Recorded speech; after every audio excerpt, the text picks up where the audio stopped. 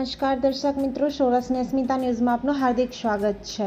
દેવભૂમિ દ્વારકા જિલ્લામાં કલ્યાણપુર તાલુકામાં ભાટિયા ખાતે વીર બાલ દિવસની ઉજવણી કરવામાં આવી।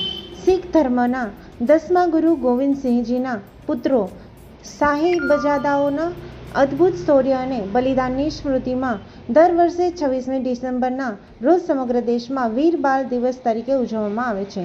આ ઉજવણીનો મુખ્ય ઉદ્દેશ દેશના બાળકો અને યુવાનીમાં વીરતા, નૈતિક મૂલ્યો અને દેશભક્તિની ભાવના વિકસાવવાનો છે।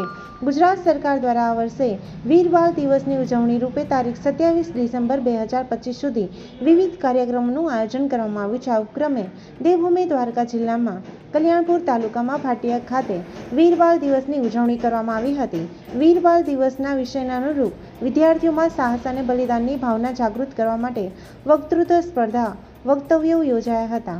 વીર બાલ દિવસની આ ઉજવણી દ્વારા નવી પેઢીમાં સાહસ, આત્મબલિદાનની પ્રેરણા અને દેશ માટે ગર્વની ભાવના વધુ દ્રઢ થશે। Bureau report, Mustafa D, Sumra દ્વારા।